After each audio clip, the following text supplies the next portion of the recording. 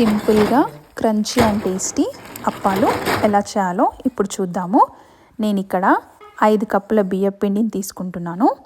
అందులో గుప్పెడు నువ్వులు, రుచికి సరిపడా ఉప్పు, 2 టేబుల్ స్పూన్ల కారప్పొడి, జీలకర్ర, వాము, కట్ చేసి పెట్టుకున్న కరివేపాకు, ఒక 20 నిమిషాలు నానబెట్టుకున్న పెసరపప్పును యాడ్ చేసి బాగా మిక్స్ చేసుకోవాలి.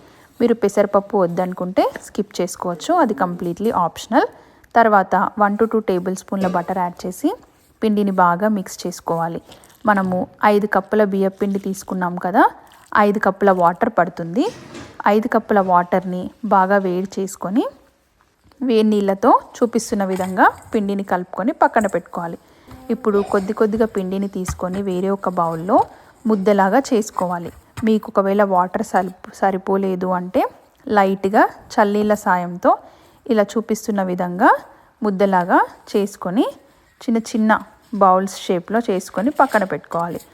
ఇప్పుడు మీ దగ్గర చపాతీ ప్రెస్ ఉంటే చపాతీ ప్రెస్లో కానీ, లేదా ఒక పాలిథిన్ కవర్లో ఆయిల్ స్ప్రెడ్ చేసుకొని ఆ ముద్దల్ని వేరే ఒక గిన్నె, రౌండ్ గిన్నె సాయంతో చూపిస్తున్న విధంగా ప్రెస్ చేసుకోవాలి.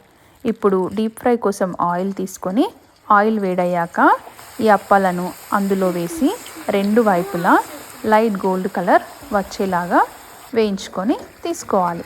అంతే, ఎంతో టేస్టీగా అప్పాలు రెడీ అవుతాయి. ఎలా ఉందో ట్రై చేసి మీరు కమెంట్లో చెప్పండి. Thank you for watching.